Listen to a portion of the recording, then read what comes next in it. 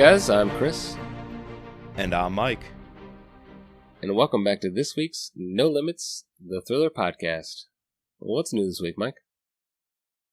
Dude, it was a good day. We dropped the Deep State episode, and that got a lot of buzz. So, feeling pretty good about making May Chris Hauty month. Yeah, surprise Thursday drop. We're about 12 days into to May, but better late than never. We'll make this Chris Hauty month. It just so happened that we were able to interview him right after the publication of Storm Rising, which you'll be hearing on this feed before this pod or after this pod. I don't know. Sometime on this pod, you will be hearing that interview with us. So we thought it was only appropriate, and it makes sense. He only has 3.5 books available, so right. Let's just make May Chris Hauty month. Might as well. Let's do them all. All right, so we did Deep State. Today we are going to be talking to you about his newest book, Storm Rising, which I highly recommend. And then next week, week after, I don't know. Some point after this podcast, we're going to do Savage Road, as well as the novella Insurrection Day, which is very good. Highly recommend. Unfortunately, you can't listen on an audiobook. That gives it a little bit of a knockdown for me because I'm an audio guy, but it's very good. And there's no hard copy, no paperback or hardback. It's just a Kindle. It's pretty interesting. It's just Kindle. Yeah, it is. I think it would have sold real well as a mass market paperback, even as a novella, just some small, really quick little read. Some sort of printed version, I think, would have done well. I'm almost surprised as to why they did. Why don't you put it in this Storm Rising? Oh, that's a neat idea.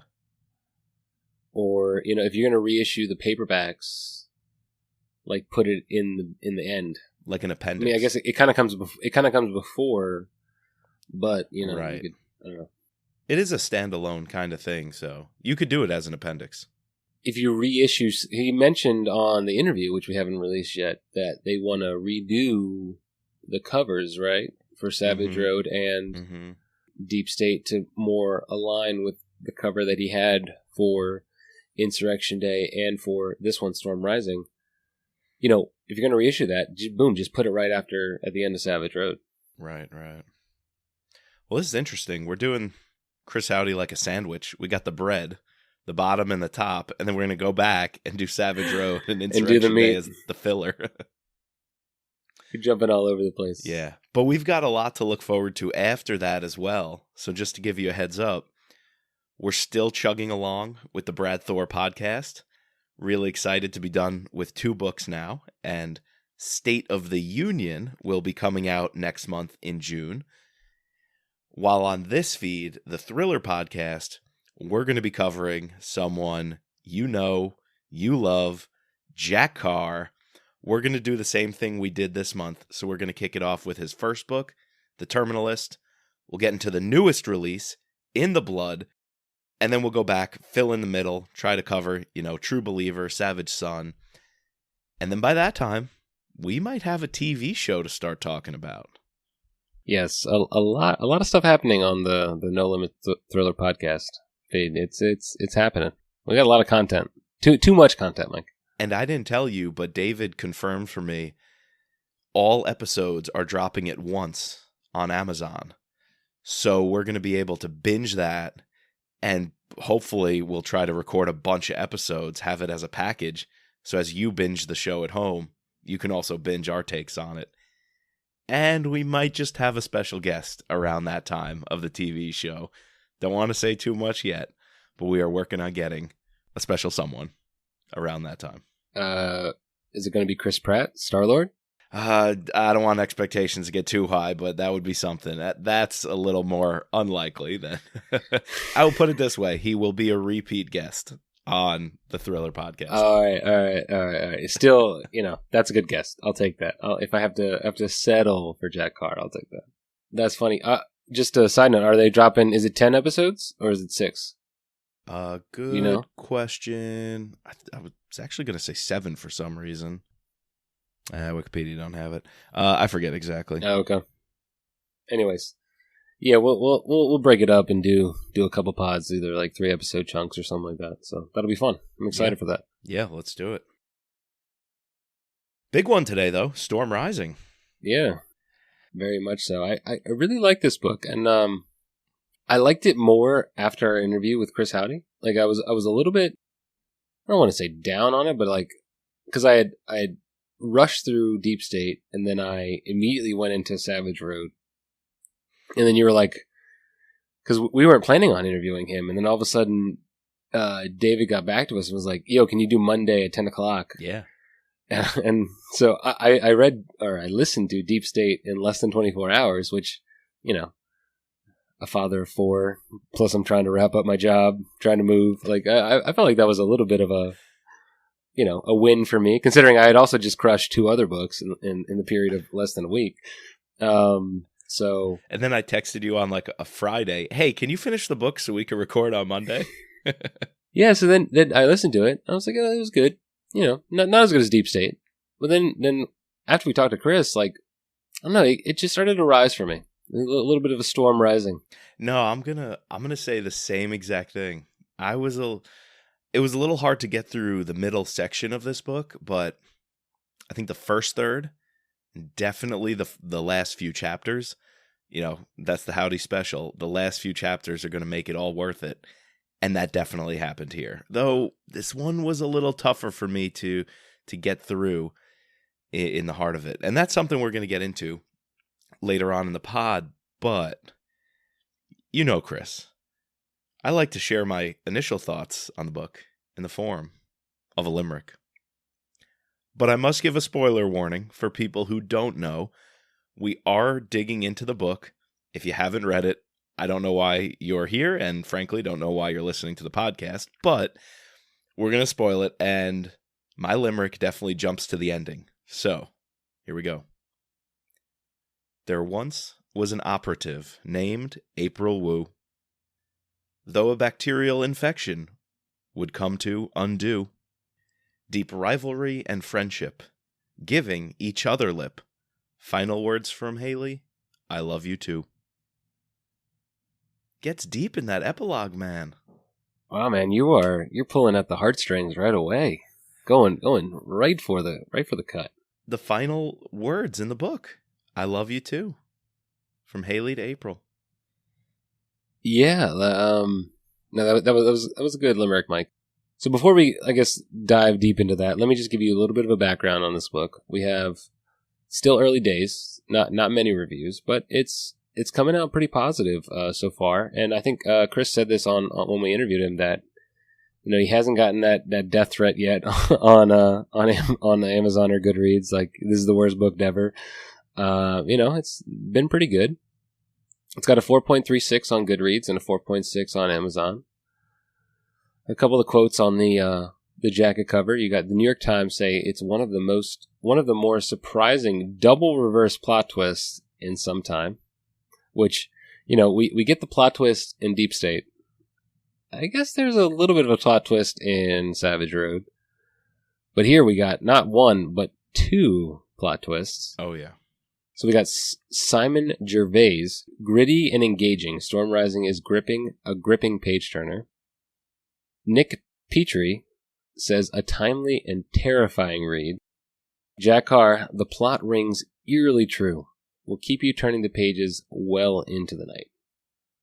So, just to dive into our synopsis, we have former White House intern turned intelligence operative Hayley Chill is filling her time by training as an MMA fighter. When she's convinced to pursue the truth about her father's mysterious fate, she stumbles upon a ciphered document under the floorboards of her father's house. With permission, slight permission from her handler to probe deeper, she is led into a terrifying subculture of white supremacy within the United States military. As her investigation intensifies, she uncovers an expansive conspiracy to bring about the secession of several states from the country. It is up to Hayley to stop a second civil war before it starts, while also confronting the ultimate truth about her own father's role in the harrowing chapter of American history. You know, Jack Carr says the plot rings eerily true. And I just want to, like, I guess, go right into that and how, he talks about Insurrection Day, right? Insurrection of the Capitol, places Hayley Chill right into it. That's the little novello, the 2.5 book in this series. And then boom, he jumps into this plot. We're picking up immediately on leads from Savage Road. Obviously, if you haven't read Savage Road, you should not be listening to this podcast, but right. Especially one of those plot twists. A big one of the plot twists is really a plot twist over a 2-book arc. Yes.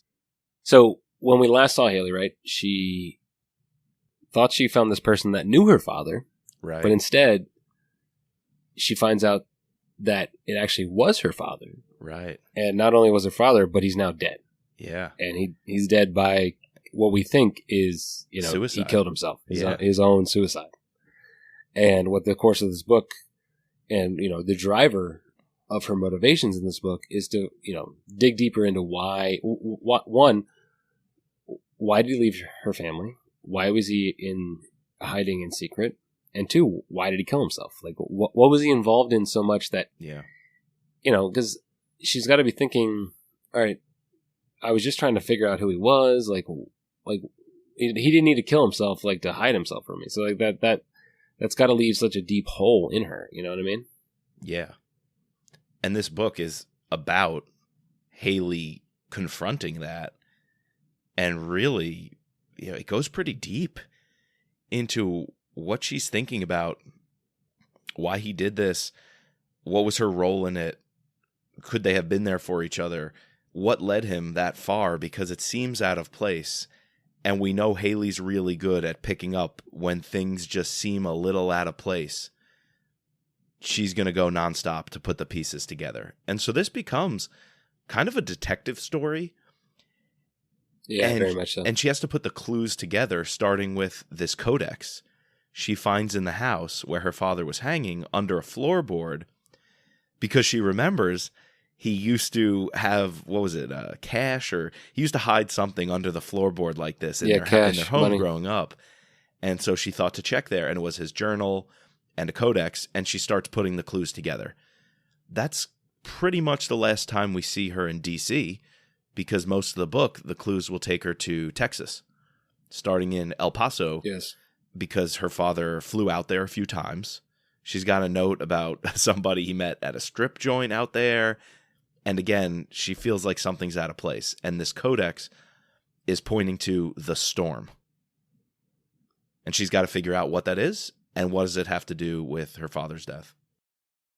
Yeah, we're given plenty of little crumbs that are going to intrigue us into intrigue Hayley not only into her investigation, but intrigue us into wanting to understand further, what is this plot? Where are we going to go? Yeah.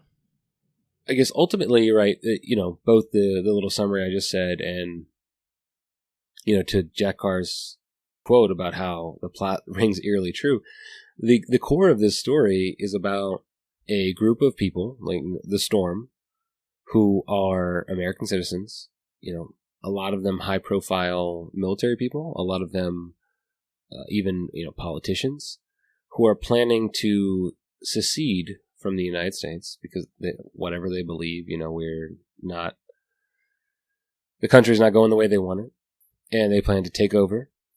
Nukes are involved, or a nuke is involved in terms of, hatching that plan.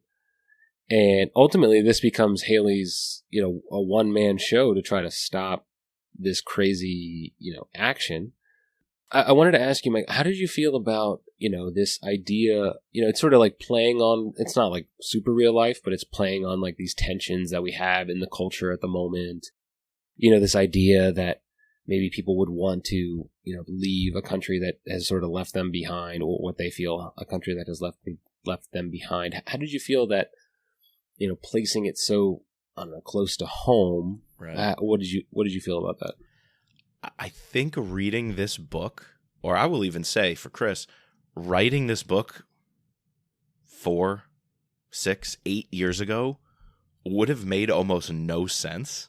Yeah, exactly. Sure, Texas was talking about seceding like forever, basically since they even became a state. So that little piece of it would have made sense. You can make a story out of that.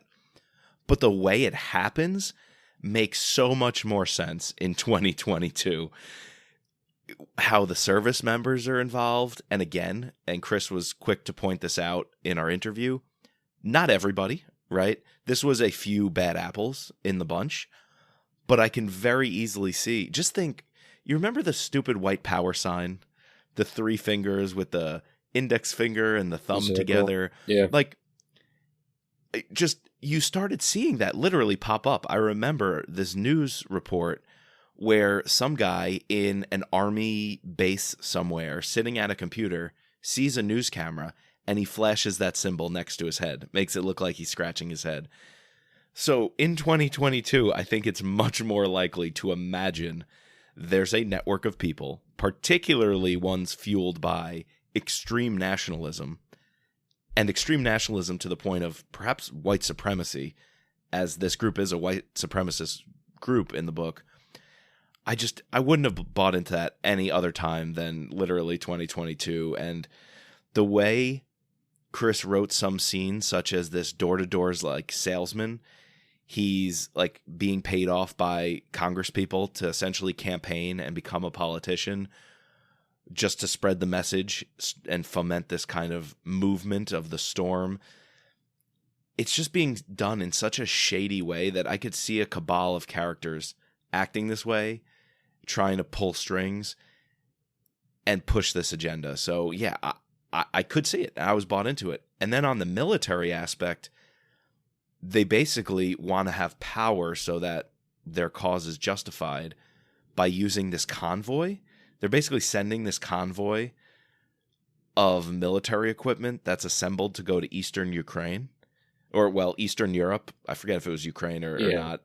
It was another country that was, somewhere being invaded by an Russia. exercise, right? Might have been Lithuania or something, maybe Estonia. And we were supposed to send it to back them up, which makes sense coming out of the Monroe administration storylines.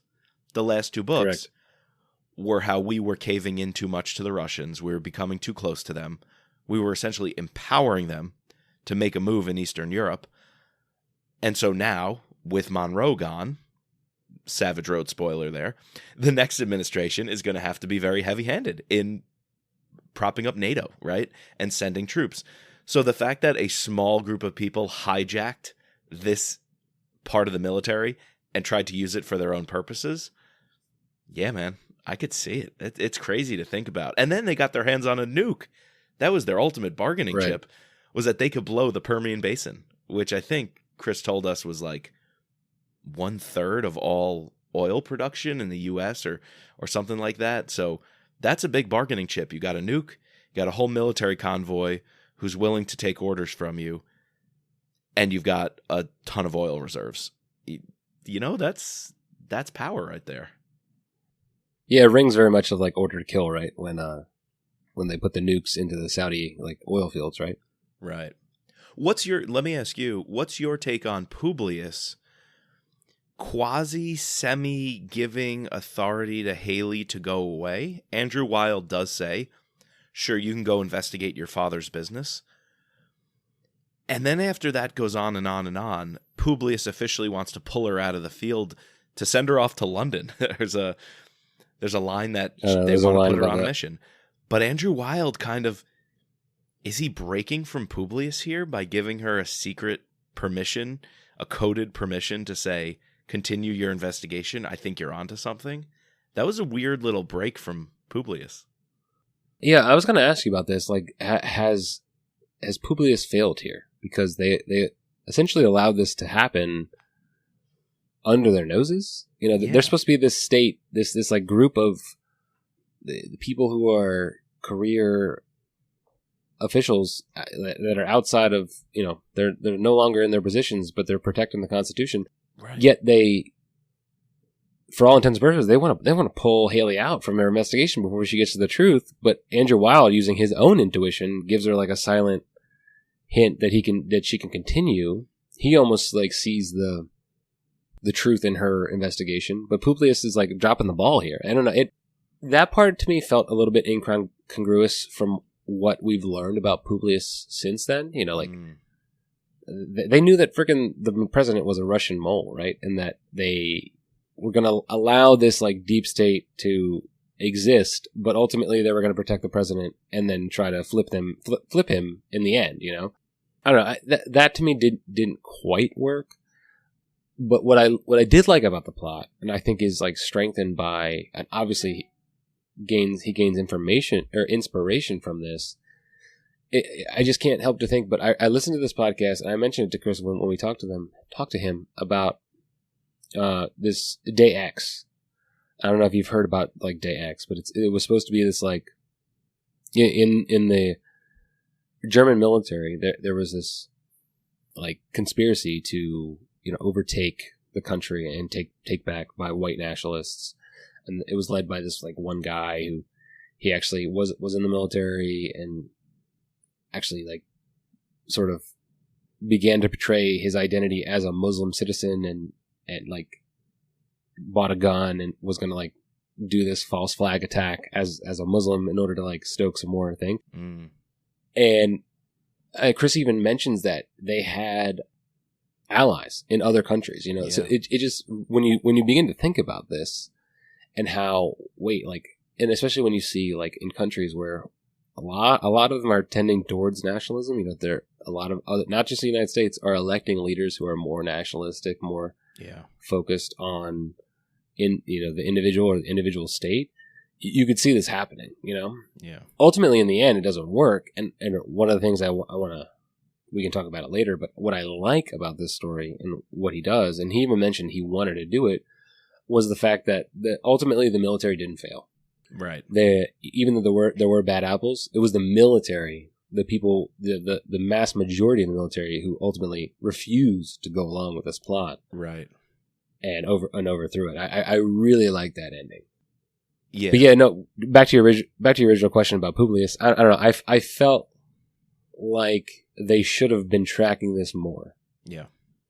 Like this should be on Publius's radar. Like Hayley should have a carte blanche. Once she comes to them and says, "Hey, this is what I found," they're like, "Oh shit! What, do you need more help? Like, do you need another operative?" Like, I wonder though, did she have the evidence? I think a few times she tried convincing people of what she was doing, but I don't think she had any evidence. She just had a few random names. And by the way, half this book is her chasing down random names, one after the other. Like, one name is carved into a jail cell, and she's the only person who sees it. And then someone else says, the little doctor. And so she's got to find this little doctor. And then the little doctor jumps off the roof but gives her a name. Go find whoever, Major Culbertson. She finds Major Culbertson, and then Major Culbertson was working for a congressman. And I feel like there were just one too many links in the chain. But I guess that muddied the waters of who's in charge, who's organizing this thing, which means when she tries to tell her superiors about it, she doesn't even have any clues. She just got random names. And, if she actually finds these people, which she does at the end when she finds the congressman, what was his name? Woodside. Yeah. Then she's finally gotten somewhere that would actually maybe trigger a response.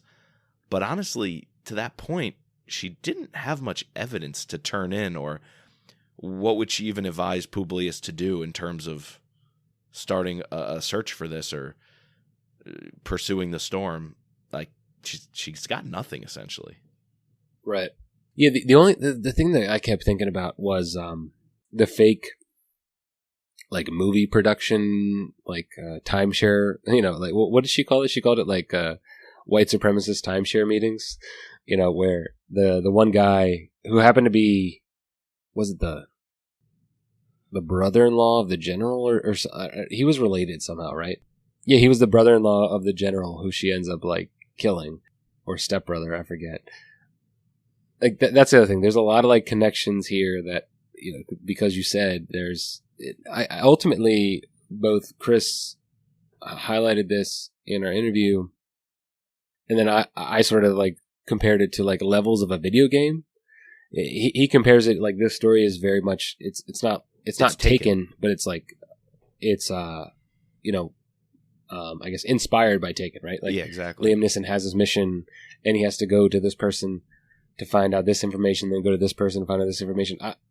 To me, that rings like a video game. Like you get one level, you get to a boss, and then you beat that boss to get something to go to the next level, and then you travel and get the next boss, and then ultimately you get to like the final boss, right? Sure. Do you think it worked though? Do you think that worked? And I'm going to say, particularly as an audiobook, do you think it worked? This is the one time I was actually thinking about this. This is the one time I feel like maybe the audiobook did me a disservice. I agree 100%. Because all these names, you can't keep track of them. Where I feel like visually on page, you could see the name, see the spelling of the name, it would reoccur to you. Yet with the audiobook, when you heard your fourth, fifth name that she's tracking down, like, wait, who was this? Who gave us this clue? I got a little lost in the audiobook. When I actually started reading it on the page, I liked it a little bit more. I'm willing to say I think this book would be better if I read it cover to cover. Instead, I do this hybrid, read the audiobook when I finish a chapter. Sometimes I'll pick up with that next chapter in print, and then wherever I get reading in print the next day, if I'm commuting, I'll put the audiobook in. I agree. That, I think, for me, is going to bring this down a few notches on the scorecard. Yeah, that's unfortunate because, yeah, like what I said, like the name drop when the general, I don't even remember his name. He was only in it for a very short time. So when many he name characters drops, were there for a second, a page or two. When he name drops his stepbrother, I'm sure, like, if I was reading this, it would be like, oh, that's the guy who was at the timeshare that died when he got in Hayley's rental car. Right. Wow, like that hit. But for me, when I'm listening to it, I was like, wait, who is that guy? And I was trying to like figure it out while the story is continuing to be read to me, and then I got kind of lost. And I had to backtrack. Yeah. So yeah, no, I would agree that maybe the audiobook did do me a little bit of a disservice. But I will say, I think again the beginning of this book and the ending, the final twist, and also like one of the themes that I wanted to bring up is this idea of like a deeper emotions out of Hayley Chill. Yeah. Like digging deeper into who Hayley Chill actually is. I really like that. And to me that really shined throughout the story, and it elevated the book for me. Like I just, I'd have to say, like, just like when I was reading Deep State, like I was like, oh, this is a good book. But then as soon as we got the twist, I was like, wow, this is a really good book. Yep. And actually we got not one, but two twists in the book. The first twist I could see from a mile coming. I don't know if you could. The fact that this Detective Pogue was actually involved in the whole thing. I get. I've seen too many Law and Order, crime serial episodes to not guess that he was involved in some case. Like, what about you, Mike? Yeah, I don't know if I guessed it so much as when it happened, I wasn't all that bought in. So I don't actually consider that one of the big twists.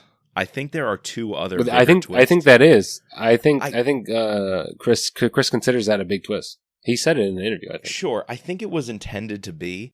I do think it pales in comparison to, one, what she learns about her father in the end, and then two, April Wu. To me, April and her father are the two big twists I'm bought into, because those are characters I like with. Those are much better. Right, yeah. We've been with those characters for a while. Pogue, here's how I consider Pogue. I liked when Hayley was working with him. I was fine with him being a character, good or bad. If he turned, he turned. It just wasn't going to pack the punch. It was like Asher. Do you remember Asher, who worked with Hayley in the White House? Yeah. You liked him. He's a good guy. When we find out that he's actually with Odom, part of the Deep State. Right. He was eyes and ears for Odom. I was kind of like, oh, that kind of sucks. I liked him. Wish it didn't happen. I didn't need that turn. It's not a turn that particularly gripped me. So that kind of happened with Pogue. I was like, oh, he's a good, foil, helping Hayley, but kind of not liking Hayley or mistrusting her. But then when all of a sudden he turns and he's part of Storm, or at least he's enabling Storm, I was like, oh, that, I don't know, didn't get me. Well, he's actually, he's a part of like the Islamic the Nation of Islam, and like they're once Texas secede, they're gonna have their own like nation to the side of Texas. Yeah, it's almost like both with Asher and with Pogue. I feel like he could have laid the seeds. You know, this is Monday morning quarterbacking on a book, but you could have laid the seeds to make us think that maybe we don't know if he's good or bad. Like we could be like, oh, he's good, he's bad, but in the end, yeah, he's actually good, and then that actually would have been more. I feel like maybe a little bit more fulfilling. You know what I mean? That would have been like Inception, adding a whole nother layer on there. That might have gotten too meta. But it's like, oh, we think he's, you know, but it's like, all right, thinking back and forth, is Pogue in on this? Does he not want Hayley to? Is there a reason why? Or I guess the better thing is there a reason, because he kept on saying these things of like, I need to get Hayley away. Yeah. Does he want to get Hayley away because he actively wants to stop her from discovering something, or does he want to get Hayley away because he just wants her out of, you know, he wants to do his own investigation, she's a thorn, not she's hindered a by thorn some random person. Yeah. Yeah. All right. When you put it that way, yeah, I like that. When you put it that way, that does make sense.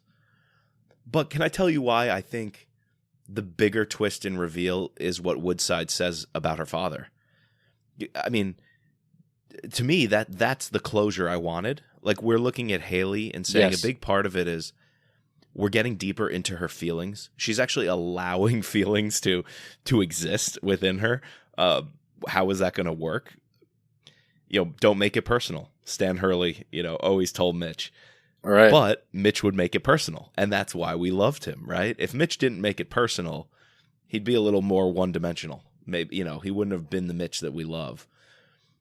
But he did make it personal on most of the time. Well, Hayley's finally making it personal. Is that going to cause her to make missteps? Is the truth about her father and being in a dark place since the end of Savage Road, is that the reason she's losing an edge? She's losing her grip? She loses the fight in the beginning? We know it's fatigue. Right. That's the reason she's off kilter, which we'll talk about in a minute. But it all comes to a close when she finds out her father was actually murdered by Oswald, you know, the hitman for Woodside, his little crony. And it's perfect because actually I think this wraps up so much because Hayley's chasing him because he has the bomb, right? But at the same time, she wants to chase him, and she's starting to put the clues together that he was the assassin. And her father couldn't talk to her, had to take a different identity, had to leave the family and leave the kids because he was caught up in the Storm business. He wasn't part of Storm. He didn't want to be, but he knew too much. But he knew about it. He knew people. Yeah. He He said, I'm not going to be with you. I'm not for this, but they were friends. And, you know, when push comes to shove, if you know too much, doesn't matter what crowd you're in with, that crowd's going to need to silence you. And she realized Storm had to silence her father, and her father's only way to protect the family is to not live anymore, to make it look like he doesn't live. So he takes a different identity. The whole friendly fire thing we found out in Savage Road, the whole suicide thing was all false. It was basically her father protecting her. You know, that he did this for the family. Yeah, we haven't discussed yet our thoughts on Savage Road, but I was at the end of that book. I was so I was like, why did he kill himself? Yeah, I was right. genuinely perplexed as to, you know, you're so close. Like they're talking, and Chris even said, I thought this too. Like filming those scenes of when she's talking to him through the door, or you know, on the phone, you know, because he knows he can't get face to face to her because obviously she's going to know that it's her father. Exactly. Yeah. And I'm like, when I read that book, I'm like, wait, why did Chris kill him so quickly? Right. Like, I wrote it off. Is so something is not right here. It's so true. I wrote it off as PTSD. Like I thought he was trying to make a yeah, statement. you can do that. Right. Yeah. But again, we learn this in Deep State. When something sits wrong with you or feels a little funny, I mean, sometimes I bypass it thinking it's an author's mistake or an author just trying to move on. There's other more important things to write about. But no, with Chris Hauty, every single time there's not. That odd feeling means you're being misled or you're being set up for some major drop. But you still never see it coming. You just sit there with this weird, like, oh, that's kind of a strange, funny, weird little scene. I wonder why that happened. And then it takes another 200 pages before you go, oh my God. Right. Yeah, well, another oh my God moment is the end, which, I thought it was a very nice epilogue or last chapter where, what did you think at about the end April? of Savage Road? What did you think about April, like all throughout the book, her popping up in hotel rooms, giving Hayley this kind of advice, just kind of being there. And I'm like, okay, she must be recovering. She must not be doing well. She can't be on the missions. But Publius is also allowing her just to tag along to Texas and then pop up in Texas in various locations. It was one of those things that sat funny with me. I guess, to be completely honest, I didn't think too much about, like, this is weird. I thought that because they did a good job in the beginning when they mentioned that obviously she's wearing something different. She's injured. She's hurt. She can't be in the field. It would make sense why she's not, like, completely in the field. Sure.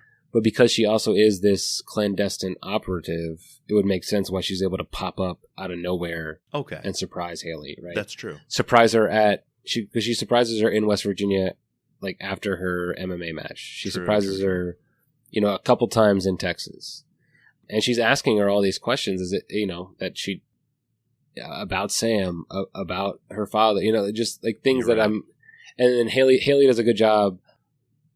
Even though we end up finding out this is all happening in her mind, of like asking her the questions as if, April actually figured it out herself, when actually, Hayley is just placing this information in April's mind, right? In her ghost, whatever you want to call it. Yeah.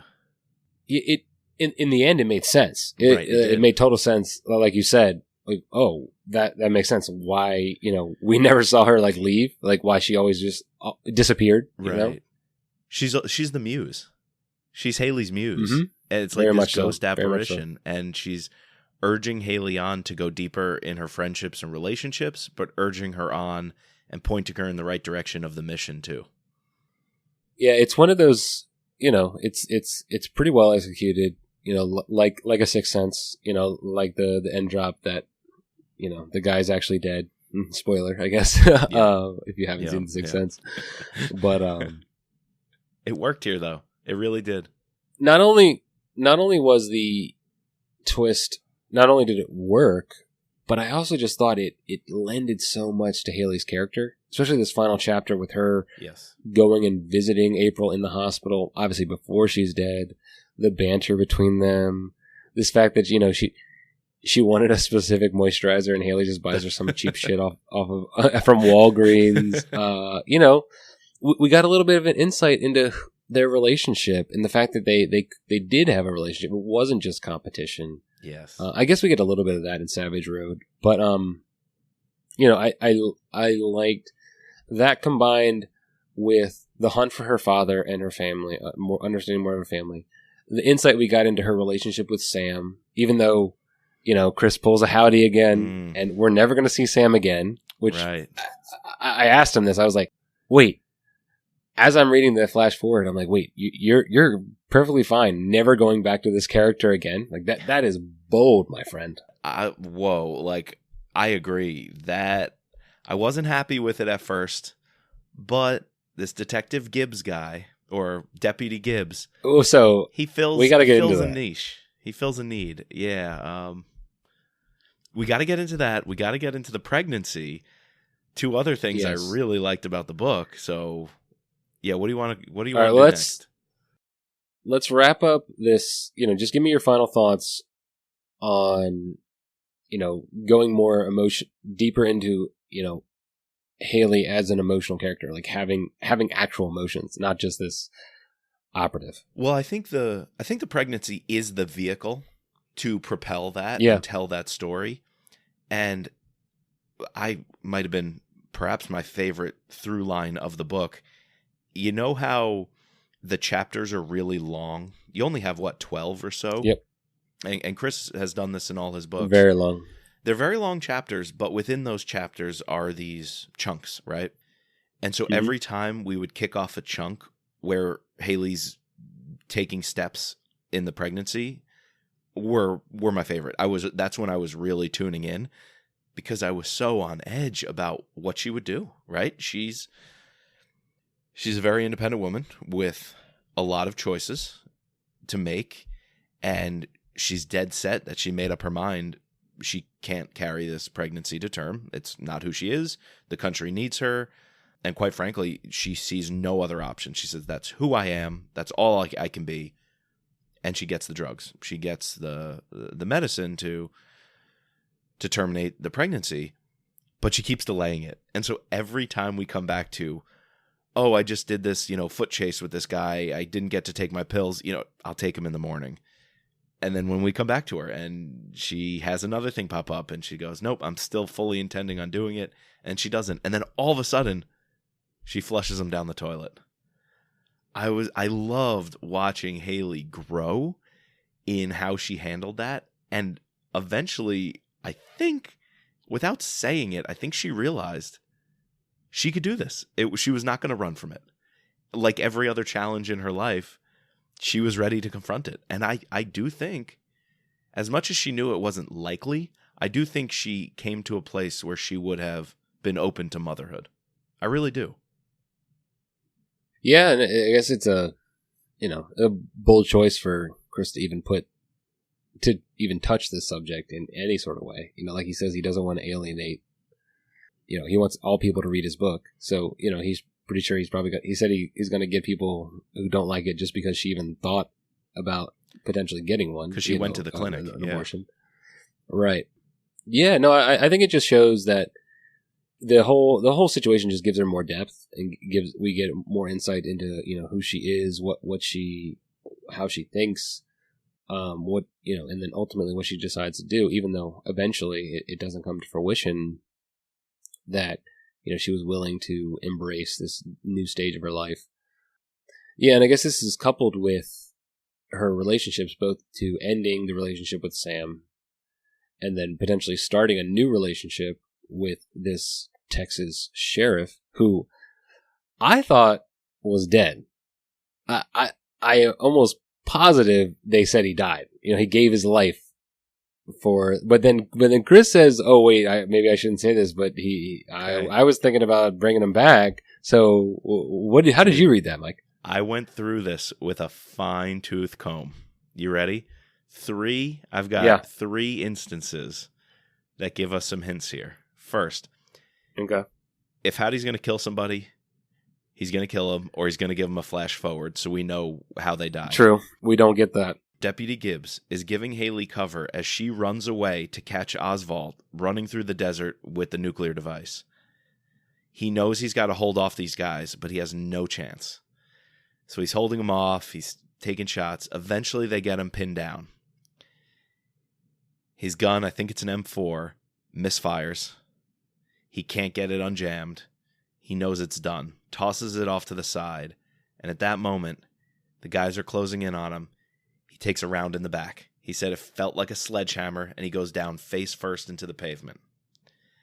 He's got to be wearing a vest, so that's number 1. Yeah.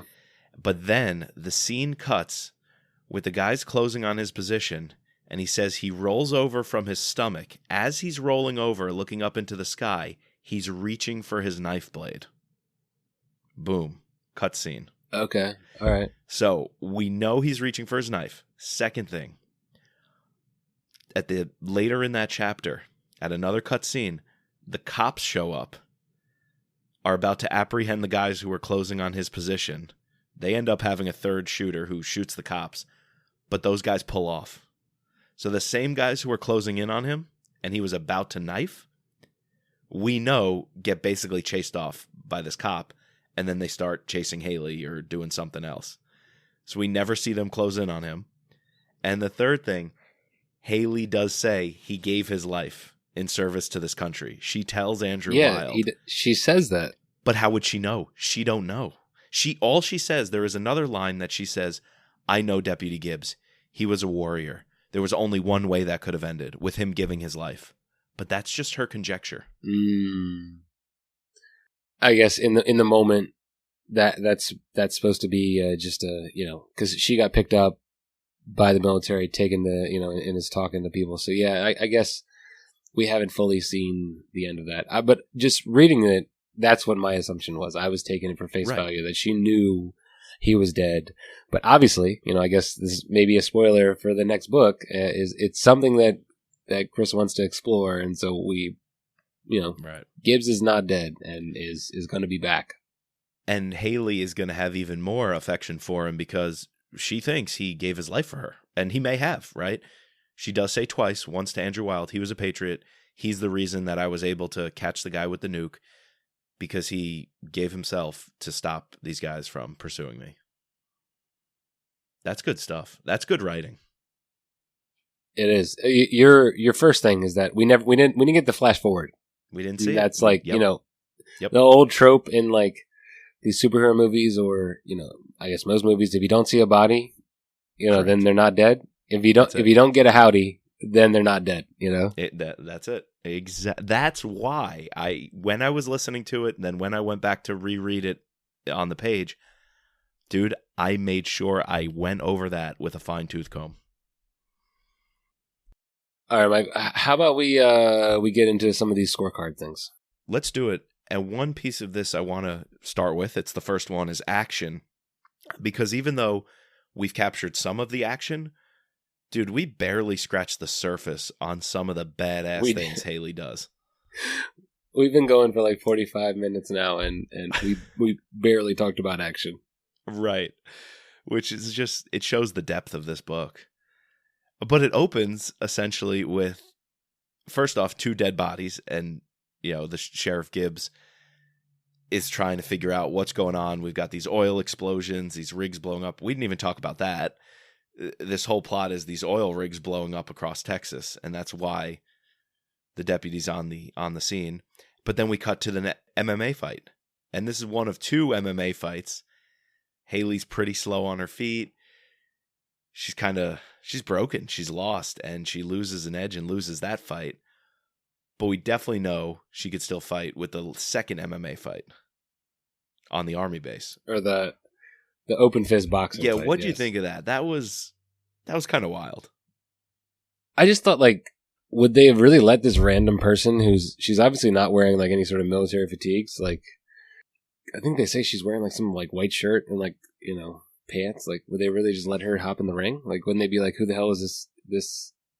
And the general even, or the major, says he realizes who she is once he sees her. Like, wouldn't he run? Like, why wouldn't you run if you know that this is an outsider? You're planning something.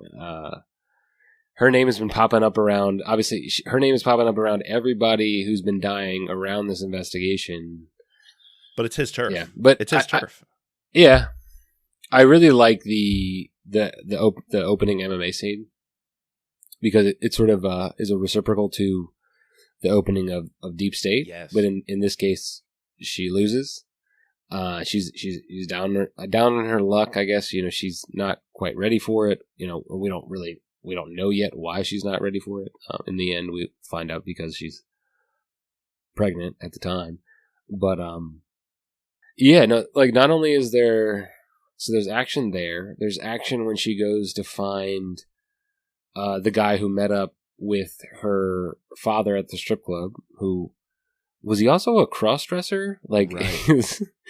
He's a cross-dresser. It follows him to his house, and then there's a bunch of white supremacists there. Like, that shootout was pretty crazy. That was a pretty cool scene. Also, not just the action of the shootout, but Hayley pretends she has the flat tire to get him to come out of the house.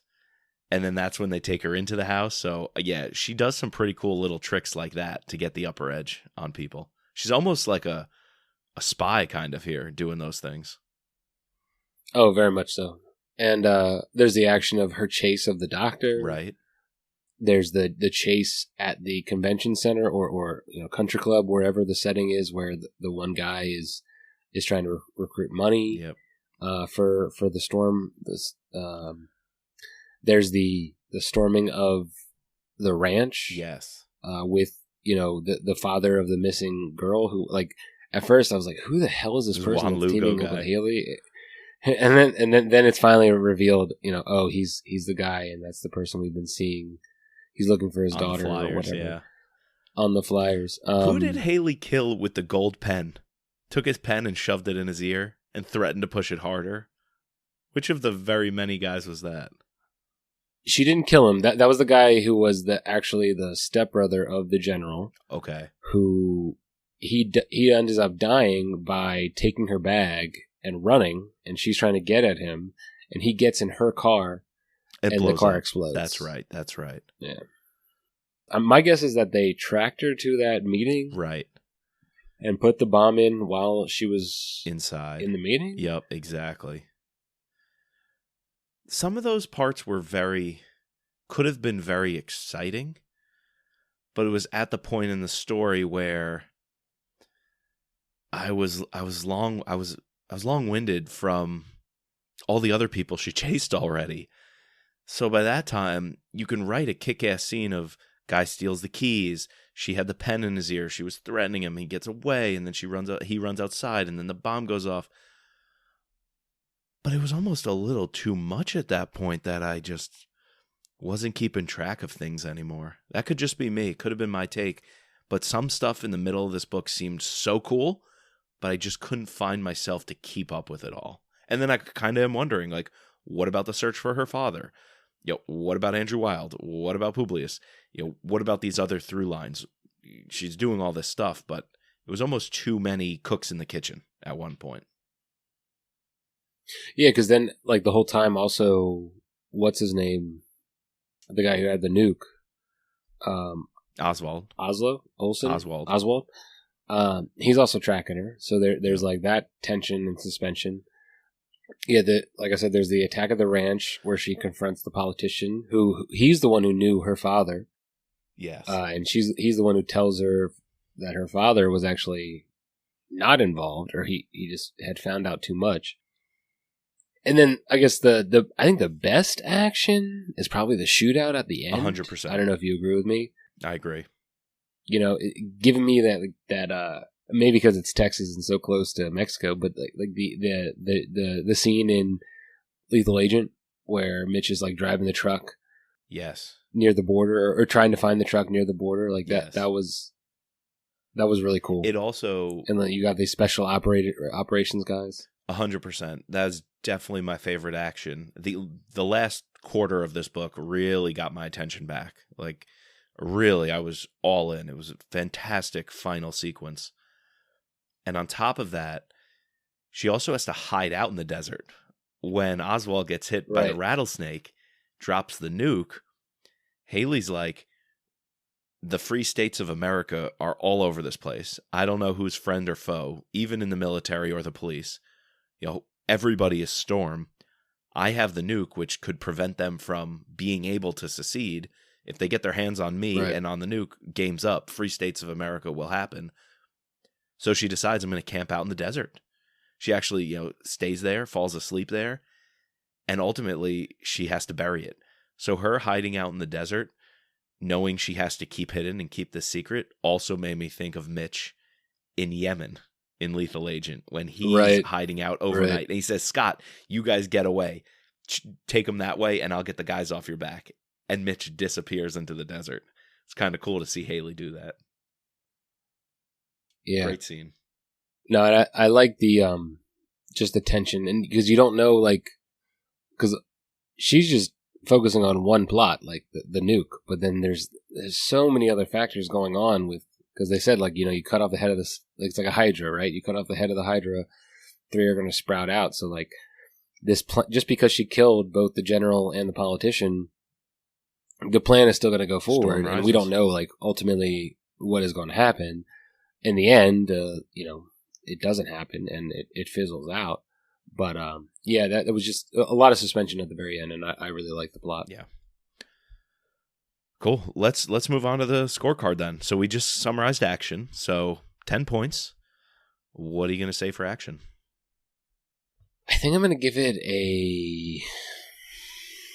I want to say like a 7 or an 8. I don't know. What do you think, Mike? I think because there was a lot of it, I'm going to go 8. I was actually even flirting with Yeah. 8.5. I'm going to go higher. I think I'll go 8 because there was a lot of it. But my counterpoint to that is I'm going to go a little lower on the plot. I'm going to go down to a 6. Ooh. Okay. Again, because less what the plot was, more the pacing of the plot. I was bought in the beginning. I wanted to go on the goose chase, but then the codex never comes into play for right. I wanted that to come into more play. Yeah. So we almost went off on these side stories, this Liam Neeson trying to track down 18 different people so that he can get the next clue. Or like a Da Vinci Code type thing. Yeah. But I wanted the clues to link together a little more than they did. I wanted more of that binding agent, and it was just missing. So the plot, in terms of pacing, I'm going to go down to a 6. I'd have to say this. I'm giving the plot an 8 because once I thought of it more of like a Liam Neeson type thing or like a video game, it made more sense to me. Even though there was a lot, I will I'll agree with you in terms of that. But I thought the plot was pretty good, and I think when you think about this and like just how Chris writes and how he thinks as a screenwriter, you could totally see this being like a 6 to 8 episode season of a Netflix series, right, or whatever. Because you can think like every single like cliffhanger ending of the episode. You have the shootout at the beginning at the white supremacist hut, Yep. and then you have the next episode is she finds the doctor, and wait, no, he's not the one, and then the next she goes to the major, and no, he's not the one. You got to go find this person, and then. And he finds this person, and oh no, he's not the one. You got to go find the politician. Then you find the politician, right. And no, you got to go find.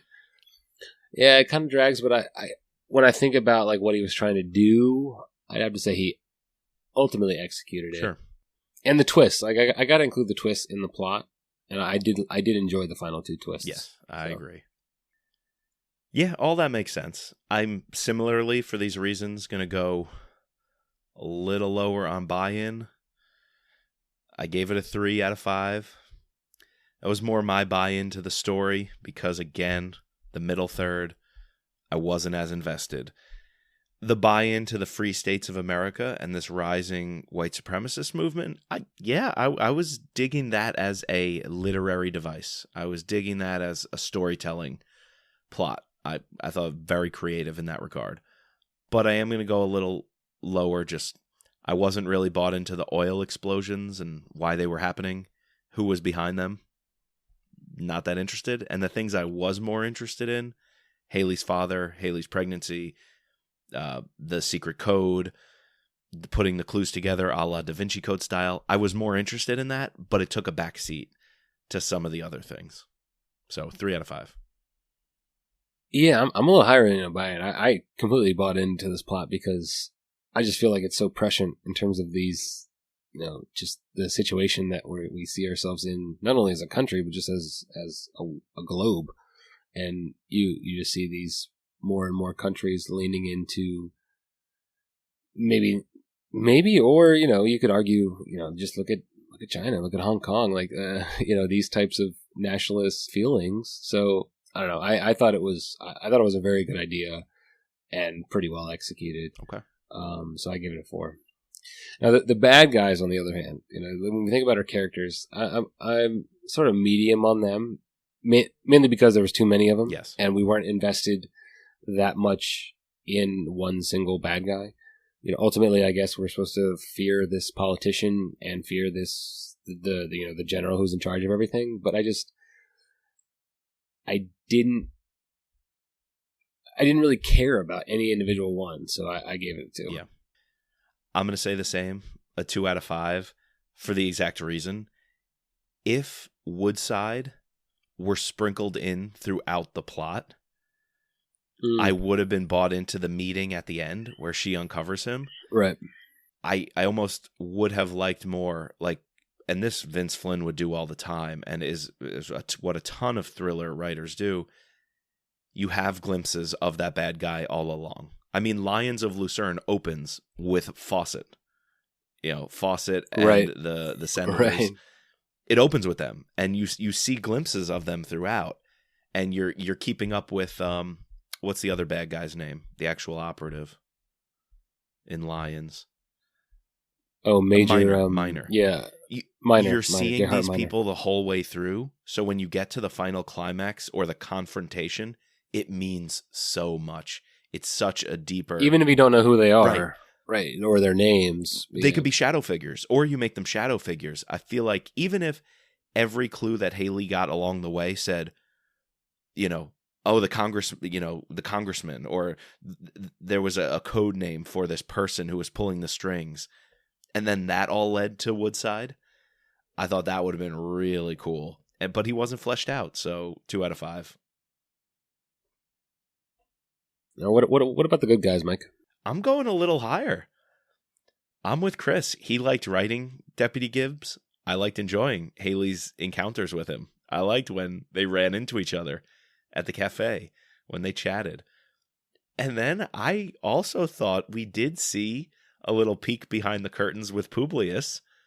I enjoyed another former president and Supreme Court justice out on the shooting range. And that little scene where former president, who Chris says an airport is named after him in his home state.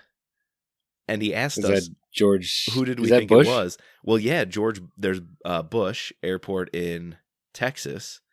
But then I looked it up. There's also a Clinton Airport in Arkansas. So who did he mean? I thought it was Bush. I thought it was Bush too. Yeah, I really did think it was Bush. But he bets Hayley, and she wins the bet, and she says double or nothing, that she'll make the shot, and she'll beat her time on the training course.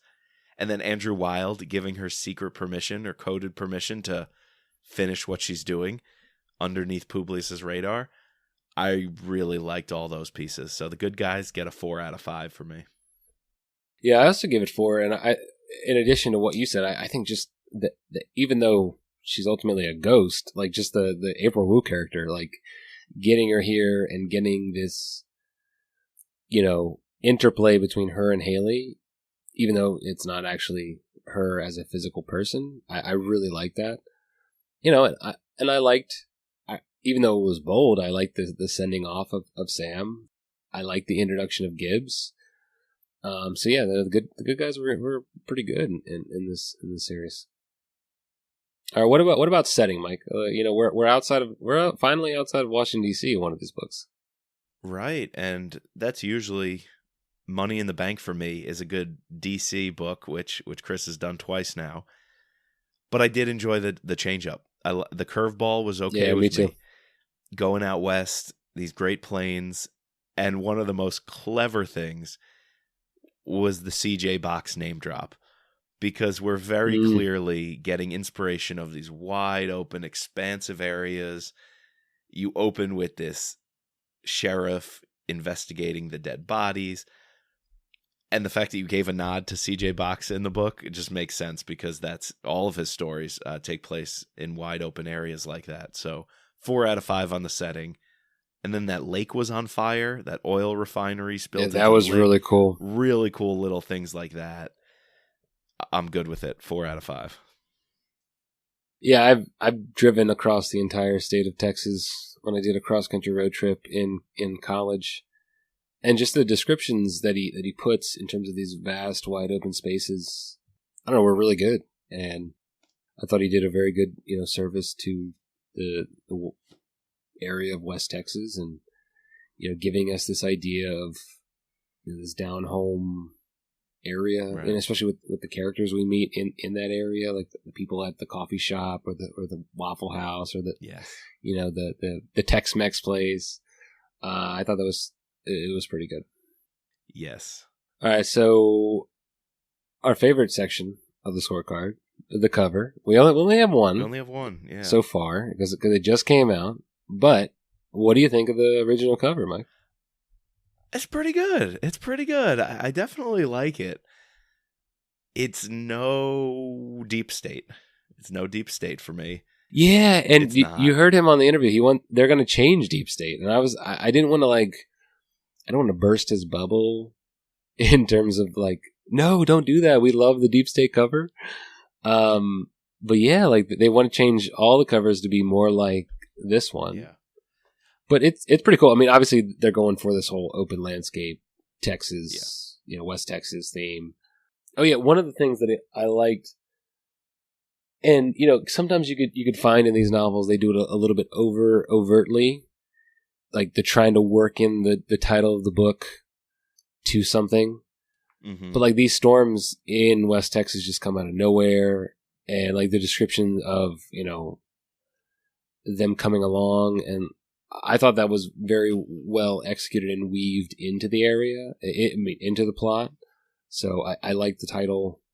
Yeah, the cover's good. Yeah, I gave it a 4. Yeah, I can't. If we get more variation, maybe that score would go down. But it's kind of hard to give this. It's a solid cover. It's a solid cover. I could justify a 4, but I Deep State is doing something special with that cover. I don't think this one reaches that level. I was gonna pull out the half card if you would so allow me. I'm gonna give it. I'll allow you. I'm gonna give it a 3.5. Just I can't find it myself to put this on the same rank that I gave Deep State because I absolutely adore that cover. So 3.5. That's where the multiple versions of Deep State hurts it, right? Like if we just had the original, if we only had the original of Deep State, that would probably be a 5 out of 5. 5 out of 5, right? Yeah. That was the other iterations that brought it down a point. This one, though, I can't go as low as a 3 because the cover is so perfect for the story. The open road, Hayley's always driving. There's little droplets of like water and moisture because the storm is coming. There's this bright orange glowing cloud. Is that just the storm rising? Is that the sun setting on this dark area? Oh, is it the fire? And the Capitol. And the Capitol building is in shadow in the letter I, right in the dead center. Great little nod. Was pretty cool. Yeah. I did not pick up that until Chris pointed it out. I did not either. It's a nice little Easter egg. So yeah, I got to go 3.5 using my half card. All right, Mike, what's your free space? This one I wasn't too sure about. But I have to go with the pregnancy subplot. I really loved how that was dealt with. I think it was expertly done, not to anger anybody, but to approach the issue from a very well-rounded perspective that Hayley goes through the gamut of emotions. I think a lot of people in her shoes would feel. So again, it was a way to take an untouchable character, a character who is nearly perfect in every way, and we can't really identify with because she's so strong, yet make her human and make her identifiable and put her on our level. And watching her go through that, I thought was phenomenal. And every choice Chris made about that subplot, I thought was executed with precision and heart. How about you? What's your free space?